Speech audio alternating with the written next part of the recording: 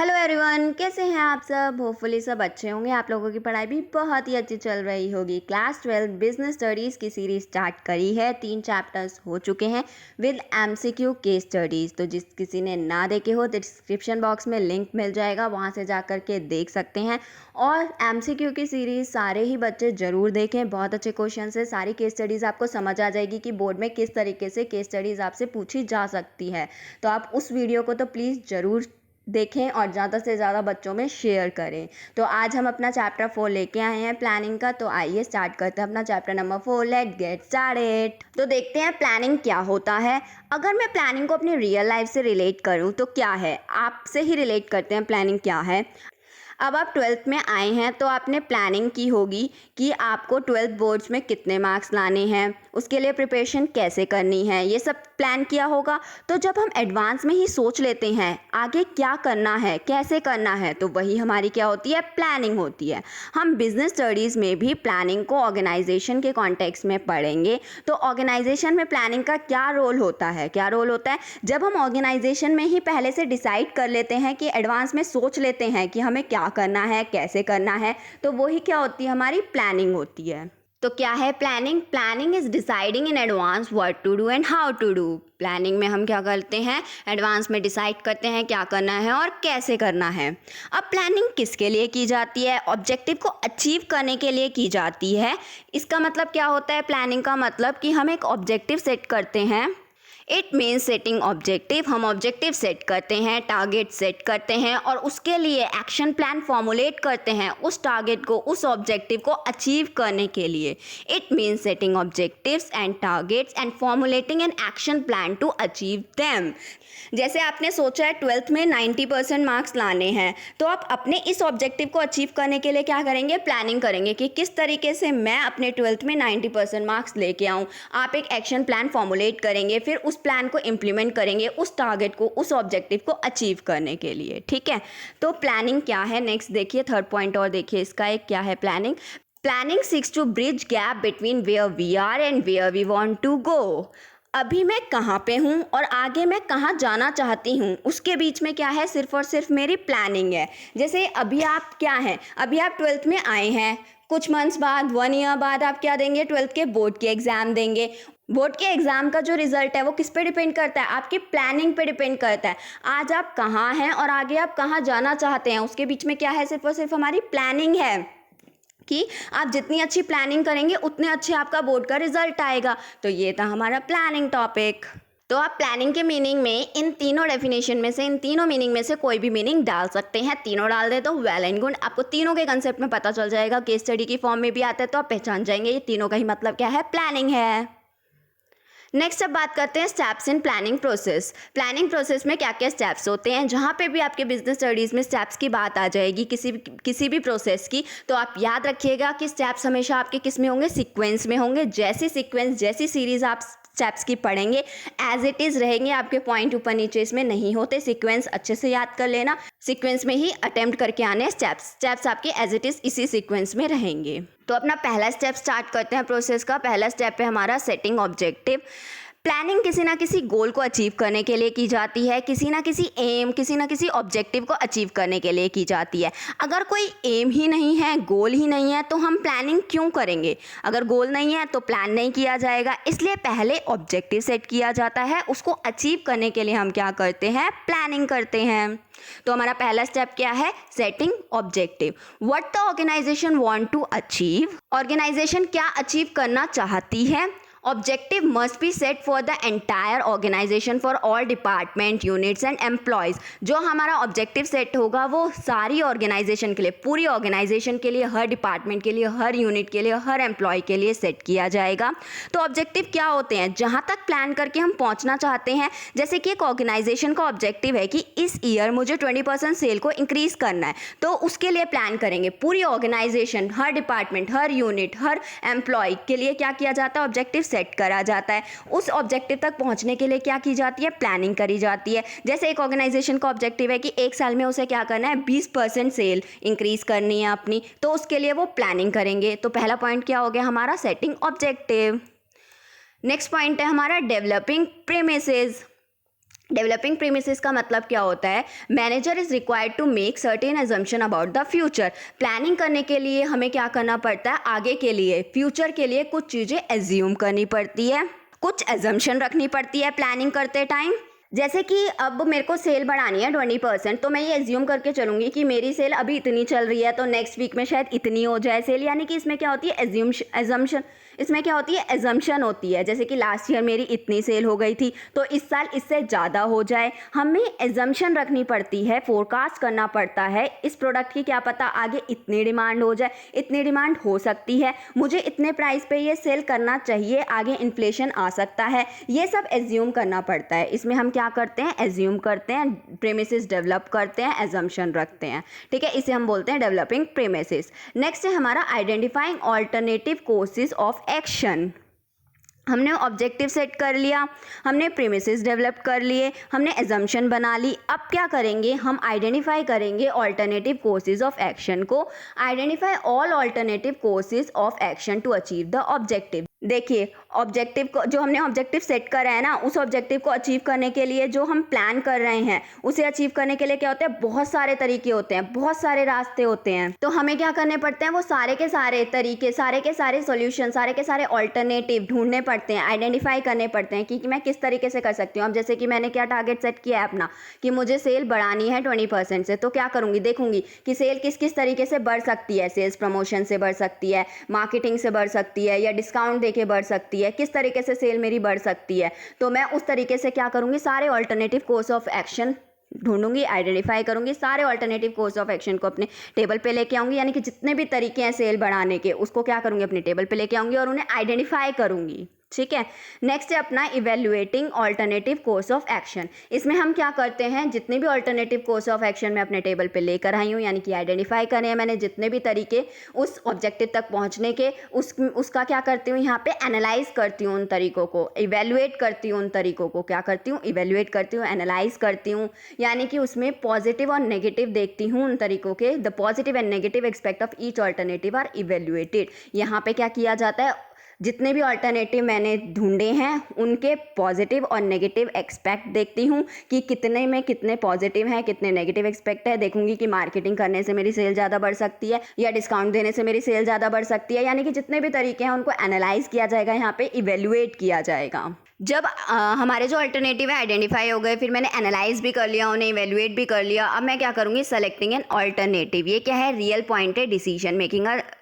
ये क्या है? रियल पॉइंट है डिसीजन मेकिंग का। This is the real point of decision making. यहाँ पे डिसीजन लिया जाता है कि कौन सा ऑल्टरनेटिव, कौन सा तरीका मुझे अपने प्लान में डालना है। The best plan has to be adopted and implemented. यहाँ पे सबसे अच्छा प्लान जो होता है उसे अडोप्ट और इम्प्लीमेंट किया जाता है। Ideal plan would be the most feasible, profitable and with the least negative consequences. हमने जो इवेल्युएटिंग में एनालाइज किया है कि कितने पॉजिटिव और कितने नेगेटिव प्लान है हमारे, जिस प्लान में सबसे कम नेगेटिव एक्सपेक्ट होता है और सबसे ज़्यादा पॉजिटिव एक्सपेक्ट होता है, उस प्लान को क्या कर लिया जाता है? सेलेक्ट कर लिया जाता है। यानी कि आइडियल प्लान वो होता है जो सबसे ज़्यादा फिजिबल हो, प्रॉफिटेबल हो और सबसे कम नेगेटिव कॉन्सिक्वेंसेस के साथ हो। उस प्लान को क्या कर लिया जाता है? सेलेक्ट कर लिया जाता है। जैसे कि सेल बढ़ाने के लिए मुझे लग रहा है कि मुझे डिस्काउंट दे देना चाहिए, वो मेरा सबसे अच्छा प्लान है। उससे मुझे क्या है? वो बहुत मोस्ट फिजिबल है, प्रॉफिटेबल है, लीस्ट नेगेटिव कॉन्सिक्वेंसेज आ रहे हैं उसके, तो उस ऑल्टरनेटिव को मैं क्या कर लूँगी? सेलेक्ट कर लूँगी अपने ऑब्जेक्टिव तक पहुँचने के लिए। नेक्स्ट है हमारा इम्प्लीमेंटिंग द प्लान।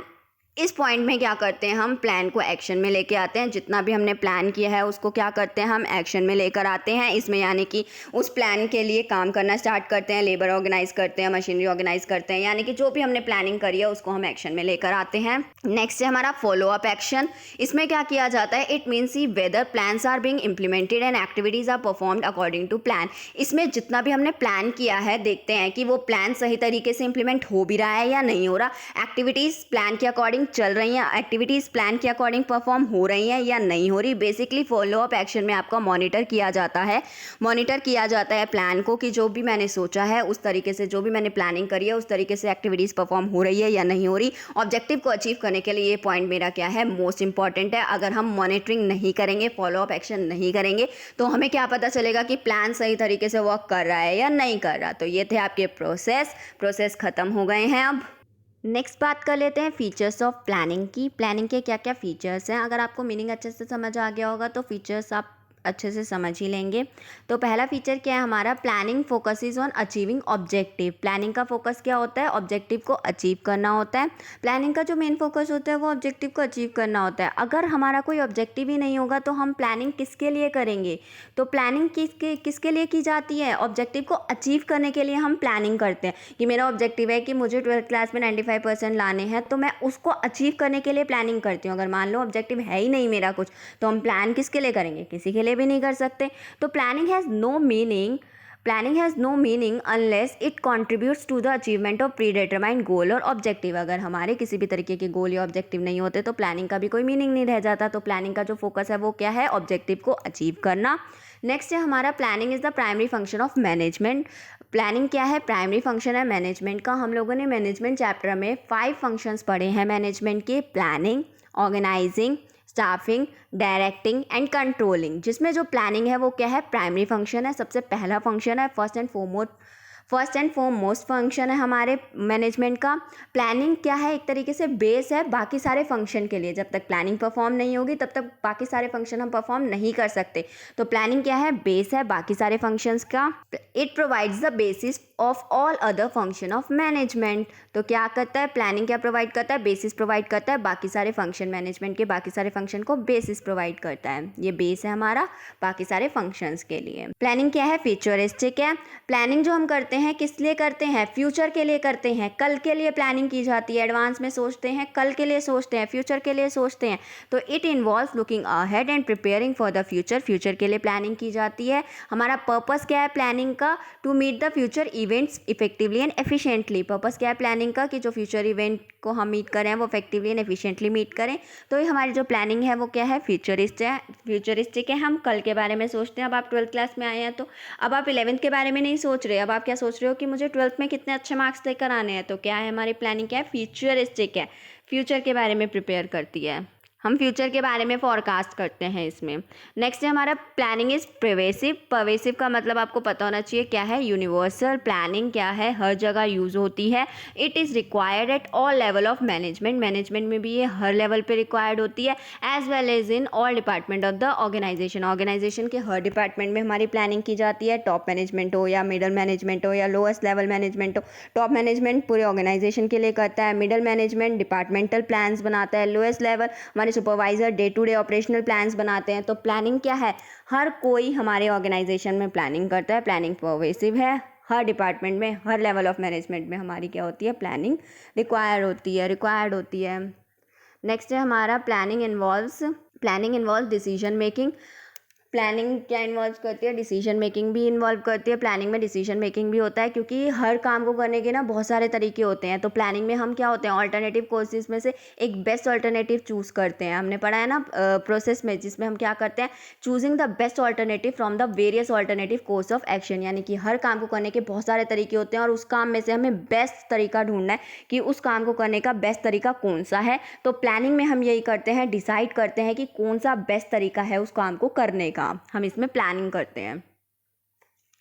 तो प्लानिंग में हमें क्या करना पड़ता है, डिसाइड करना पड़ता है कि हम बहुत सारे ऑल्टरनेटिव कोर्स ऑफ एक्शन में से कौन सा बेस्ट ऑल्टरनेटिव एडॉप्ट करें, इंप्लीमेंट करें, कौन सा बेस्ट प्लान इंप्लीमेंट करें।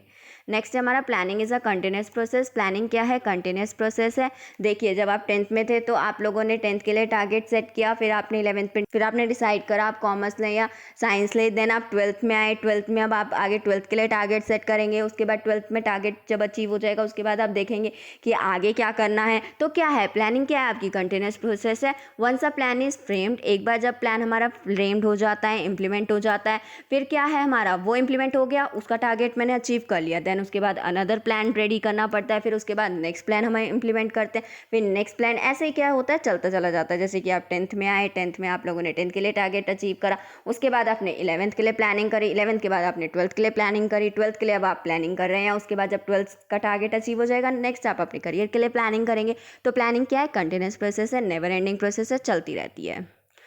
उसके बाद नेक्स्ट हमारा, planning is a mental exercise. Planning क्या है, मेंटल एक्सरसाइज है। इसके लिए आपको क्या चाहिए, एप्लीकेशन ऑफ माइंड और साउंड जजमेंट चाहिए, थिंकिंग प्रोसेस होना चाहिए, इंटेलेक्चुअल प्रोसेस है ये। इसमें आपका बेसिकली मेंटल एक्सरसाइज है ये। इसमें आपको माइंड से काम करना होता है, आपको सोचना होता है, सोच समझ के बहुत अच्छे से डिसीजन लेना होता है। यानी कि इसमें आपको क्योंकि फोकास करना होता है फ्यूचर के बारे में, आपको बहुत सारी एजम्पशन लेकर चलनी होती है, एज्यूम करके चलना होता है। इसलिए क्या है, ये हमारी मेंटल एक्सरसाइज है, एप्लीकेशन ऑफ माइंड है। इसमें क्या किस चीज़ की ज़रूरत होती है, एप्लीकेशन ऑफ माइंड की, साउंड जजमेंट की। It is an intellectual activity of thinking. तो ये था हमारे फीचर्स ऑफ प्लानिंग। अब पढ़ते हैं इंपॉर्टेंस ऑफ प्लानिंग। प्लानिंग की क्या क्या इंपॉर्टेंस है, या ये कहिए सिग्निफिकेंस ऑफ प्लानिंग, क्या क्या सिग्निफिकेंस है। तो इंपॉर्टेंस सिग्निफिकेंस के नाम से भी आ सकती है, तो कंफ्यूज मत होना। इंपॉर्टेंस और सिग्निफिकेंस दोनों का ही मतलब एक होता है। तो आइए देखते हैं, पहला पॉइंट हमारा क्या कह रहा है। Planning provide direction. प्लानिंग क्या प्रोवाइड करता है, डायरेक्शन प्रोवाइड करता है एक्शन को परफॉर्म करने के लिए, by stating in advance how the work is to be done.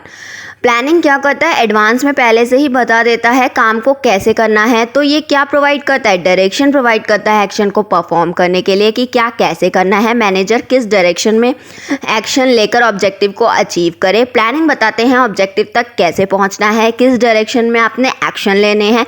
खाली प्लानिंग से कुछ नहीं होगा, इम्प्लीमेंटेशन इज मस्ट। आपने जो प्लान किया है उसे इम्प्लीमेंट नहीं करोगे तो उस प्लान का कोई फ़ायदा ही नहीं है। तो इम्प्लीमेंटेशन क्या है, मस्ट है। अगर आपने प्लानिंग किया तो इम्प्लीमेंटेशन होना भी बहुत जरूरी है। प्लानिंग पहले ही बता देता है क्या कैसे करना है, तो मैनेजर अपने एक्शन को उसी डायरेक्शन में लेकर जाता है। अगर प्लानिंग ही नहीं है तो एम्प्लॉय डिफरेंट डायरेक्शन में एक्शन लेंगे, इससे ऑब्जेक्टिव अचीव नहीं होगा। इसलिए अगर हमारी प्लानिंग होती है तो सारे ही एम्प्लॉयज़ उसी डायरेक्शन में काम करेंगे ऑब्जेक्टिव को अचीव करने के लिए, अपने एक्शन को उसी डायरेक्शन में रखेंगे ऑब्जेक्टिव को अचीव करने के लिए। तो प्लानिंग क्या करता है, हमें डायरेक्शन प्रोवाइड करता है। नेक्स्ट है हमारा planning reduces the risk of uncertainty. Planning uncertainty के रिस्क को भी रिड्यूस करता है। प्लानिंग हम फ्यूचर के लिए करते हैं और हमारा फ्यूचर क्या है, अनसर्टेन है। हमें नहीं पता आगे क्या होने वाला है, लेकिन अगर हम एडवांस में डिसाइड कर लेते हैं कि क्या टास्क कैसे परफॉर्म करना है तो इससे अनसर्टेनिटी का रिस्क रिड्यूस हो जाता है। अनसर्टेनिटी को ख़त्म तो नहीं किया जा सकता, लेकिन रिड्यूस किया जा सकता है पहले से ही एडवांस में प्लान करके कि क्या टास्क कैसे किसको परफॉर्म करना है। तो इससे क्या हो जाएगा, अनसर्टेनिटी का रिस्क क्या हो जाता है, रिड्यूस होता है। By deciding in advance the task is to be performed, advance में ही डिसाइड करके टास्क को कैसे क्या परफॉर्म करना है। Planning shows the way to deal with changes and uncertain events. Planning show करता है कि एक मैनेजर है वो डील कर सकता है चेंजेस और अनसर्टेन इवेंट के साथ, किस तरीके से डील किया जाता है। प्लानिंग इस चीज़ में भी हेल्प करता है कि किस तरीके से चेंजेस और अनसर्टेन इवेंट्स के साथ डील कर सकते हैं। अगर सब कुछ पहले से ही प्लान्ड है तो क्या होगा, मैनेजर चेंजेस और अनसर्टेन इवेंट के साथ भी डील कर सकता है। किसी तरीके का कोई चेंज आ जाता है या अनसर्टेन इवेंट आ जाता है तो उसके रिस्क को भी क्या कर सकता है, रिड्यूस कर सकता है। मान लीजिए अब आपके एग्जाम्स आने वाले हैं, मान लो, और आपने पहले से ही प्लान करके रख रखा है कि आपने इस टास्क को इस तरीके से परफॉर्म करना है, तो इससे क्या होगा, अगर इन फ्यूचर किसी तरीके का अनसर्टेनिटी आ जाती है, किसी तरीके का रिस्क आ जाता है, अनसर्टेनिटी आ जाती है, अनसर्टेनिटी इवेंट्स आ जाते हैं, चेंजेस आ जाते हैं, तो आप क्या रहेंगे, उसके लिए पहले से प्रिपेयर रहेंगे, उसको डील करने के लिए क्या रहेंगे, आप ऑलरेडी प्लान रहेंगे। तो आपकी जो अनसर्टेनिटी का रिस्क है वो क्या हो जाता है, रिड्यूस हो जाता है। नेक्स्ट है हमारा planning facilitate decision making. Planning decision making भी फैसिलिटेट करता है by making choice from among the alternative courses of action. देखिए, आपको पता है कि ऑब्जेक्टिव तक पहुंचने के लिए हमारे बहुत सारे तरीके होते हैं, ठीक है। ऑब्जेक्टिव को अचीव करने के क्या होते हैं, बहुत सारे तरीके होते हैं। किसी भी काम को करने के क्या होते हैं, बहुत सारे तरीके होते हैं। तो हमें उसमें से बेस्ट प्लान, बेस्ट तरीका ढूंढना होता है उस ऑब्जेक्टिव को अचीव करने का। तो हम क्या करते हैं, हमने प्रोसेस में पढ़ा है ना, हम आइडेंटिफाई करते हैं पहले ऑल्टरनेटिव कोर्स ऑफ एक्शन को, फिर उसके बाद उसे एनालाइज करते हैं। जितने भी ऑल्टरनेटिव कोर्स ऑफ एक्शन हमने आइडेंटिफाई करें उसे हम इवेल्युएट करते हैं, एनालाइज करते हैं, उसमें जितने भी पॉजिटिव और नेगेटिव एस्पेक्ट हैं वो चेक करते हैं, और जो ज़्यादा से ज़्यादा पॉजिटिव हैं जिसमें और कम से कम नेगेटिव हैं उसको हम आइडियल प्लान बोलते हैं और उसको हम एक्सेप्ट कर लेते हैं और इम्प्लीमेंट कर लेते हैं। तो प्लानिंग क्या करता है, हमें डिसीजन मेकिंग में भी फैसिलिटेट करता है। आपको यहाँ पे चूज़ करना होता है कि कौन सा बेस्ट आइडियल प्लान है, कौन सा प्लान आप बहुत सारे प्लान में से चूज़ करेंगे, कौन सा ऑल्टरनेटिव कोर्स ऑफ एक्शन आप चूज़ करेंगे बहुत सारे ऑल्टरनेटिव कोर्स ऑफ एक्शन में से। तो ये क्या करता है, हमें डिसाइड करने में भी हेल्प करता है। डिसीजन मेकिंग, एक मैनेजर को डिसीजन मेकर भी बनाता है कि वो डिसाइड करता है कि कौन सा प्लान बेस्ट रहेगा, डिसीजन लेता है, चूज़ करता है। तो क्या है, ये डिसीजन मेकिंग भी फैसिलिटेट करता है। Planning reduces overlapping and wasteful activities. Overlapping का मतलब क्या होता है? रिपीटेशन। प्लानिंग क्या करता है? ओवरलैपिंग और वेस्टफुल एक्टिविटीज़ को भी रिड्यूस करता है। देखिए, अगर किसी तरीके की प्लानिंग नहीं है, पहले से ही नहीं पता किसने क्या काम करना है, तो क्या हो जाती है, उसी काम की बहुत लोग क्या कर देते हैं, रिपीटेशन कर लेते हैं और बहुत सारी वेस्टफुल एक्टिविटीज़ परफॉर्म होती है, जिसकी वजह से टाइम वेस्ट होता है। अगर सब कुछ पहले से प्लान्ड है तो किसी तरीके की कन्फ्यूजन नहीं होगी, मिसअंडरस्टैंडिंग नहीं होगी। तो प्लानिंग क्या करता है? ओवरलैपिंग और वेस्टफुल एक्टिविटीज़ को भी रिड्यूस करता है। जैसे मान लो हम 4 दोस्त हैं, भाई हमें मूवी देखने जाना है, हमने मूवी का टाइम तो डिसाइड कर लिया, लेकिन हमने ये डिसाइड नहीं करा कि कौन टिकट बुक करेगा। कोई किसी तरीके की प्लानिंग नहीं करी मूवी को लेकर के, बस बोला कि कल मिलते हैं सुबह 10 बजे के शो में, ठीक है। तो अब टिकट कौन लेगा किसी को नहीं पता, कुछ प्लानिंग नहीं करी, तो इससे क्या होगा, चारों ने ऑनलाइन टिकट बुक करा ली, तो क्या हो गई, एक ओवरलैपिंग परफॉर्म हो गई, वेस्टफुल एक्टिविटीज़ परफॉर्म हो गई। अगर हम पहले ही प्लान कर लेते हैं कि तू टिकट बुक करा ले, तुझे हम पेमेंट कर देंगे, तो इससे क्या होता, आपकी प्लानिंग क्या कर देती है, ओवरलैपिंग और वेस्टफुल एक्टिविटीज़ को रिड्यूस कर देती। इसलिए सारे काम प्लान से करेंगे तो किसी तरीके की कन्फ्यूजन और मिसअंडरस्टैंडिंग क्रिएट नहीं होती। It helps in avoiding confusion and misunderstanding. Planning क्या हेल्प करती है? कन्फ्यूजन और मिसअंडरस्टैंडिंग को अवॉइड करने में भी हेल्प करती है। नेक्स्ट है हमारा प्लानिंग प्रमोट्स इनोवेटिव आइडियाज़। हमारी प्लानिंग क्या है? मेंटल एक्सरसाइज है। हमने फीचर्स में पढ़ा है कि प्लानिंग मेंटल एक्सरसाइज है। हमारे जितने भी आइडियाज़ हैं वो भी कहाँ से आते हैं? माइंड से आते हैं। तो वही जो आइडियाज़ हमारे माइंड से आते हैं वो क्या किसकी शेप लेते हैं? प्लान की शेप ले लेते हैं। New ideas can take the shape of concrete plans. New ideas जो हमारे माइंड में जनरेट होते हैं वही क्या करते हैं? प्लान्स की शेप लेते हैं। प्लानिंग क्या है? क्लोजली कनेक्टेड है किससे? क्रिएटिविटी और इनोवेशन से। कि जितनी प्लानिंग हम करते हैं उससे हमारे दिमाग में जितने भी आइडियाज़ आते हैं वो प्लान्स में कन्वर्ट होते हैं, उससे हम क्रिएटिविटी और इनोवेटिव बनते हैं। जितनी भी क्रिएटिविटी है, इनोवेशन है, वो अपने अपने प्लान्स में डालते हैं। देखिए, हमने सोचा कि हम आपके लिए क्लासेस लेकर आए पीपीटी के थ्रू। हमने पहले क्या करा? आइडिया जनरेट करा अपने माइंड में। आइडिया जनरेट करने के बाद उससे क्या करें? प्लानिंग करी। प्लानिंग करके हम आपके सामने लेकर आ रहे हैं। ये क्या है? हमारी ये सारी प्लानिंग का रिजल्ट है कि पहले पीपीटी बनाएंगे, फिर एडिटिंग करेंगे, फिर आपके सामने पूरी एक अच्छी सी वीडियो लेकर आएंगे। तो ये क्या है? हमारा सारा प्लानिंग का ही पार्ट है। तो क्या है? पहले आइडिया जनरेट होते हैं, फिर वो आइडिया किसकी शेप लेते हैं? प्लान की शेप लेते हैं। और प्लान क्या है? क्रिएटिविटी और इनोवेशन से कनेक्टेड है। जितनी ज़्यादा क्रिएटिविटी, जितनी ज़्यादा इनोवेशन, उतना प्लान आपका अच्छा होगा। नेक्स्ट है हमारा प्लानिंग स्टैब्लिशेस स्टैंडर्ड फॉर कंट्रोलिंग। अब देखिए, इसमें कंट्रोलिंग का क्या मतलब होता है? कंट्रोलिंग में क्या होता है? जो हमारी प्लान परफॉर्मेंस है, जब हम उसे कंपेयर करते हैं अपने एक्चुअल परफॉर्मेंस से, तो वो हमारा जो डेविएशन निकल के आता है, जो कमी निकल के आती है दोनों के बीच में, कि दोनों को जब कंपेयर करते हैं जो डेविएशन निकल के आता है, उसके लिए हम करेक्टिव एक्शन लेते हैं। वही हमारी क्या होती है? कंट्रोलिंग होती है। तो प्लानिंग क्या करता है? स्टैंडर्ड स्टैब्लिश करता है कंट्रोलिंग के लिए। A comparison of actual performance with the standards यानी कि plan performance help the manager to identify the. जब हम कंपेयर करते हैं एक्चुअल परफॉर्मेंस को स्टैंडर्ड से यानी कि प्लान परफॉर्मेंस से, तो वो हेल्प करता है मैनेजर को कि डेविएशन, क्या कमी रह गई है एक्चुअल परफॉर्मेंस में, जो मैंने प्लान किया था और जो एक्चुअल आई है, उन दोनों के बीच में क्या कमी रह गई है, उसे हम डेविएशन बोलते हैं। उसको आइडेंटिफाई करता है मैनेजर और उसके अकॉर्डिंग क्या करता है? फिर करेक्टिव एक्शन लिए जाते हैं ऑर्गेनाइजेशन में। मान लो फॉर एग्जांपल हमारा टारगेट था, हमारा ऑब्जेक्टिव था, हमने प्लान किया था, प्लान परफॉर्मेंस करी थी कि मैं सेल 1 लाख करूंगी इस मंथ में। क्या करूंगी? सेल 1 लाख करूंगी। ये क्या है? प्लान परफॉर्मेंस हो गई। लेकिन इस मंथ में जो सेल हुई वो कितनी हुई? 80,000 की हुई। तो डेविएशन देख रहे हैं कितना आ गया? प्लान परफॉर्मेंस और एक्चुअल परफॉर्मेंस को कंपेयर करेंगे तो प्लान परफॉर्मेंस तो 1 लाख की थी और हमारी एक्चुअल परफॉर्मेंस कितने निकली? 80,000 की। तो डेविएशन आ गया 20,000 का। तो उस डेविएशन को मैनेजर आइडेंटिफाई करता है और उसके लिए करेक्टिव एक्शन लेता है कि हम 1 लाख तक क्यों नहीं पहुंच पाए, हम 80,000 पे क्यों रह गए। उसके लिए हम आगे फिर क्या लेते हैं? करेक्टिव एक्शन लेते हैं। अपने प्लान को उसी अकॉर्डिंग बनाते हैं कि हमारी ये जो डेविएशन है वो फुलफिल हो जाए। तो प्लानिंग क्या करता है? स्टैंडर्ड भी स्टैब्लिश करता है कंट्रोलिंग के लिए। कंट्रोलिंग चैप्टर आप पढ़ेंगे अपना 8th चैप्टर, इस बुक का लास्ट चैप्टर, आप पार्ट 1 का लास्ट चैप्टर जब पढ़ेंगे उसमें आपको कंट्रोलिंग और अच्छे से समझ आ जाएगा। बिना प्लानिंग के कंट्रोलिंग नहीं हो सकती। प्लान परफॉर्मेंस को ही हम एक्चुअल परफॉर्मेंस से कंपेयर करते हैं, उसके बाद ही आप कंट्रोलिंग का पार्ट परफॉर्म कर सकते हैं। तो आप देख रहे हैं कि प्लानिंग के बिना हम कंट्रोलिंग भी नहीं कर सकते। नेक्स्ट बात करते हैं लिमिटेशन ऑफ प्लानिंग। प्लानिंग में क्या क्या लिमिटेशन है? तो पहली है हमारी प्लानिंग लीड्स टू रिजिडिटी।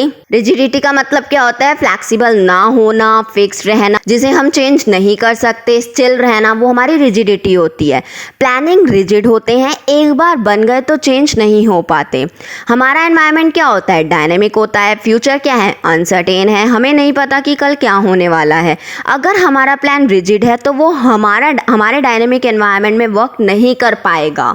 तो देखिए क्या है ये, once a well defined plan is drawn, एक बार वेल डिफाइंड प्लान बन गया, manager may not able to change in manager may not able to change it, manager उसे चेंज नहीं कर पाएगा। एक बार वेल डिफाइंड प्लान बन गया तो मैनेजर उसे चेंज नहीं कर पाएगा। लेकिन जो हमारा एनवायरनमेंट है वो क्या है, डायनेमिक है, चेंज होता रहता है। तो हमारे डायनेमिक एनवायरनमेंट में वो रिजिड प्लान वर्क नहीं कर पाता। तो ये क्या है, हमारी लिमिटेशन है कि प्लान क्या होते हैं, रिजिड होते हैं, फ्लेक्सिबल। मैक्सिमम प्लान जो होते हैं हमारे क्या होते हैं, रिजिड होते हैं, फ्लेक्सिबल नहीं होते। अगर प्लान फ्लेक्सिबल है तो वो वर्क कर जाएगा डायनेमिक एनवायरनमेंट में, लेकिन प्लान क्या होते हैं, रिजिड होते हैं, जिसकी वजह से वो हमारे डायनेमिक एनवायरनमेंट में, चेंजिंग एनवायरनमेंट में वर्क नहीं कर पाते।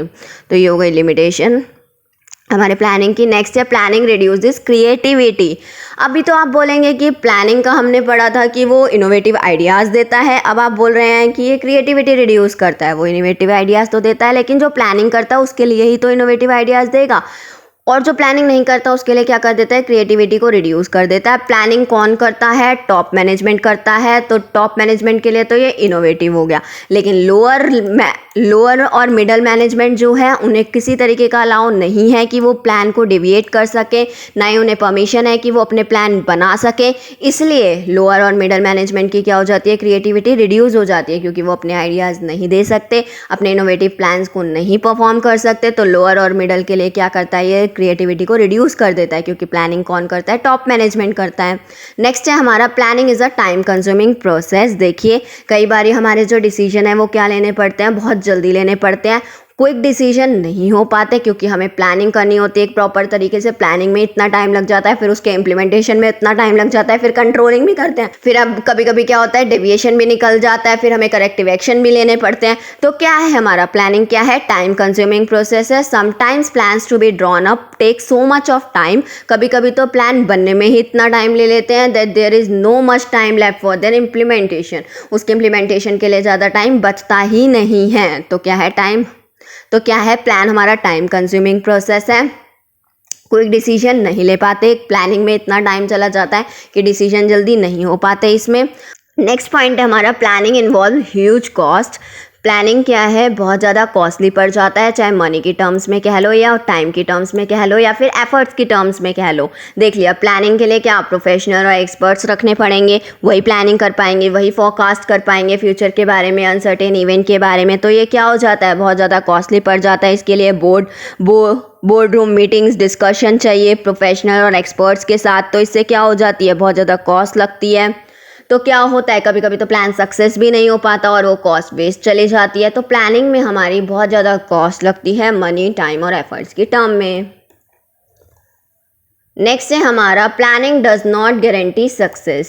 ज़रूरी नहीं है कि प्लान आपका सक्सेस हो ही हो। अब आपने सोचा है कि बोर्ड्स में आप 90% मार्क्स लेकर आएंगे, लेकिन आपके मार्क्स आ गए 80%। तो क्या है, आपने तैयारी तो अच्छे से करी, सब कुछ अच्छे से करा, लेकिन पेपर ऐसा आ गया, पेपर टफ आ गया कि आपको समझ ही नहीं आया कि किस तरीके से अटैम्प्ट करूँ। तो क्या है, आपने प्लानिंग तो अच्छी करी लेकिन आपको सक्सेस नहीं मिल पाई। तो ज़रूरी नहीं है कि जो प्लानिंग है उसको गारंटी सक्सेस मिले ही मिले, इस चीज़ की गारंटी नहीं है कि प्लान सक्सेस ही होंगे। क्या है ये, it is meaningless unless it is translated into action. ये तो आपको पता ही है कि जब तक प्लान हमारा मीनिंगलेस है, जब तक वो एक्शन में नहीं आएगा। A plan which has work before may not work effectively again. जो काम आपने 10th में करा वही प्लान आपने 12th में भी फॉलो कर लिया, तो ज़रूरी नहीं है कि वो इफेक्टिवली काम करे उसी तरीके से। Plan which has work before, जो प्लान पहले अच्छे से काम कर गया वो दोबारा से इफेक्टिवली उसी तरीके से काम करे, ये ज़रूरी नहीं है। जिस तरीके से आपने 10th की पढ़ाई करी और परसेंटेज लेकर आ गए, लेकिन 12th में भी आपने वही प्लानिंग करी, उसी तरीके से पढ़ाई करी, लेकिन 12th में नहीं लेकर आए, तो एक ही प्लान पहले भी काम कर सकता है, दोबारा वही प्लान इफेक्टिवली काम करे, ऐसा ज़रूरी नहीं है। तो प्लानिंग में हमेशा सक्सेस मिले ये ज़रूरी नहीं है। नेक्स्ट है हमारा प्लानिंग में not work in a dynamic environment. Planning changing environment में काम नहीं करता, डायनेमिक एनवायरनमेंट में काम नहीं करता। इकोनॉमिक पॉलिसीज़ हमारी मॉडिफाई हो रही है, या फिर किसी तरीके की स्ट्रेटेजी कॉम्पिटिटर चेंज कर रहे हैं, या फैशन एंड टेस्ट में चेंज आ रहा है, डिमांड में चेंज आ रहा है, या कोई नेचुरल कैलेमिटी आ रही है, फ्लड अर्थक्वेक वगैरह आ रहा है, तो इसमें क्या है, हमारा प्लानिंग काम नहीं कर सकता। ठीक है, तो डायनेमिक एनवायरनमेंट में हमारा प्लानिंग काम नहीं कर पाता कई बारी, because planning can not foresee accurately changes in the environment, क्योंकि प्लानिंग पूरी तरीके से फ्यूचर को फोकास्ट नहीं कर पाता। फ्यूचर में क्या चेंज आने वाला है, एनवायरनमेंट में क्या चेंज आने वाला है फ्यूचर में, प्लानिंग इस चीज़ को पहले से ही पूरी तरीके से नहीं देख पाता, एक्यूरेटली नहीं देख पाता। तो प्लानिंग क्या है, डायनेमिक एनवायरनमेंट में काम नहीं कर पाता। नेक्स्ट हम पढ़ते हैं टाइप्स ऑफ प्लान्स के बारे में। 2021 के बोर्ड्स के लिए, जो कि बोर्ड्स ही कैंसिल हो गए हैं, लेकिन ये टॉपिक उनके लिए क्या किया गया था, ओमिट किया गया था। 2022 के लिए कोई गाइडलाइन नहीं आई है, कोई नोटिफिकेशन नहीं आई है सीबीएसई की तरफ से कि कौन से टॉपिक आ रहे हैं और कौन से नहीं आ रहे हैं। तो फॉर अ सेफर साइड हम इस टॉपिक को भी कवर कर लेते हैं। 5 से 7 मिनट का टॉपिक है, अगर आप अपनी ज़िंदगी के 5 से 7 मिनट इस टॉपिक को दे देंगे तो कुछ ज़्यादा नहीं होगा, कुछ एक्स्ट्रा नॉलेज ही मिल जाएगी आपको। तो पढ़ लेते हैं टाइप्स ऑफ प्लान क्या है आपका। इसमें से डेफिनेटली एक केस स्टडी आती थी, तो इस टॉपिक को भी अच्छे से कर लेना। तो पहला पॉइंट क्या है हमारा, ऑब्जेक्टिव्स। पहला टाइप क्या है हमारा, ऑब्जेक्टिव। आप पूरे ही चैप्टर में पढ़ रहे हैं कि हम प्लानिंग किसके लिए करते हैं, ऑब्जेक्टिव को अचीव करने के लिए करते हैं। ऑब्जेक्टिव हमारा एम, गोल या एंड रिजल्ट क्या होने वाला है, हमारा ऑर्गेनाइजेशन खुद को कहाँ देखना चाहता है, ये सारा क्या है हमारा ऑब्जेक्टिव होता है। Objective are those which the management seeks to achieve within a given time period. Objective क्या होता है, वो होता है जो मैनेजमेंट अचीव करना चाहता है गिवन टाइम पीरियड पे, उसे हम ऑब्जेक्टिव बोलते हैं। जैसे कि 1 ईयर में क्या है, सेल्स को 20% से इंक्रीज करना चाहता है एक ऑर्गेनाइजेशन, ये क्या है, उसकी ऑब्जेक्टिव है। और ऑब्जेक्टिव सेट कौन करता है, set bye top level management. आपके ऑब्जेक्टिव, ऑर्गेनाइजेशन के ऑब्जेक्टिव कौन सेट करता है, टॉप लेवल मैनेजमेंट सेट करता है। और पूरे ऑर्गेनाइजेशन को उस ऑब्जेक्टिव को अचीव करने के लिए प्लानिंग करनी पड़ती है, इंप्लीमेंटेशन करना पड़ता है, उस ऑब्जेक्टिव को अचीव करने के लिए काम करना पड़ता है। तो ये था हमारा ऑब्जेक्टिव के बारे में।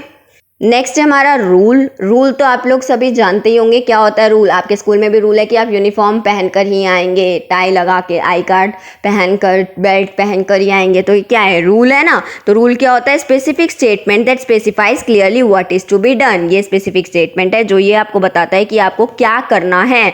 ये क्या है, कंपल्सिव इन नेचर है, कि कंपल्सरी है, इसे आपको फॉलो करना ही करना है। ये कोड ऑफ कंडक्ट है ऑर्गेनाइजेशन का, यानी कि आप इसे फॉलो करेंगे ही करेंगे। फॉलो करोगे तो ऑर्गेनाइजेशन अच्छे से ही आगे बढ़ेगा। रूल्स हमेशा ऑर्गेनाइजेशन के अच्छे के लिए ही बनाए जाते हैं। जैसे कि आपके ऑर्गेनाइजेशन का रूल है no smoking in office premises, तो ये क्या है, रूल है ऑर्गेनाइजेशन का, सबको फॉलो करना है, कंपल्सिव नेचर का है। तो रूल में बेसिकली ये होता है व्हाट टू डू और व्हाट नॉट टू डू, कि आपको क्या करना और क्या नहीं करना। अब नेक्स्ट बात करते हैं पॉलिसी की। पॉलिसी क्या होती है, पॉलिसी क्या है, जर्नल गाइडलाइंस हैं, journal guideline which bring uniformity in decision making for achieving pre determined objective. यानी कि ये एक जर्नल गाइडलाइन है, जर्नल गाइडलाइन होती है जो यूनिफॉर्मिटी लाती है डिसीजन मेकिंग में प्री डिटरमाइंड ऑब्जेक्टिव को अचीव करने के लिए। यानी कि आपको मैं एक एग्जांपल देती हूँ, जैसे कि एक ऑर्गेनाइजेशन है, उनकी पॉलिसी है कि वो सिर्फ और सिर्फ कैश में डील करते हैं, वो क्रेडिट में कुछ भी नहीं लेते हैं। ठीक है, तो ये क्या है, उनकी पॉलिसी है, उनका काम करने का तरीका है। ऑर्गेनाइजेशन के काम करने के तरीकों को बोलते हैं पॉलिसी। कि जैसे कि हम जैसे कि कोई भी पेमेंट करते हैं, कई बारी वो पेमेंट सिर्फ और सिर्फ चेक से कर सकते हैं, वहाँ पे कैश अलाउड नहीं है, वहाँ पे किसी भी तरीके का कार्ड नहीं चलेगा, तो वो उनकी पॉलिसी है कि वो सिर्फ और सिर्फ चेक से पेमेंट लेते हैं। तो ये क्या है, जनरल गाइडलाइन है जो कि यूनिफॉर्मिटी लाती है डिसीजन मेकिंग को किसी भी प्री डिटरमाइंड ऑब्जेक्टिव को अचीव करने के लिए। यानी कि जैसे कि रिक्रूटमेंट है, किसी ऑर्गेनाइजेशन में रिक्रूटमेंट पॉलिसी है कि वो सिर्फ और सिर्फ जो इंजीनियर्स लेंगे वो बीटेक इंजीनियर्स ही लेंगे, डिप्लोमा वाले नहीं लेंगे। तो ये क्या उनकी पॉलिसी है, काम करने का तरीका है।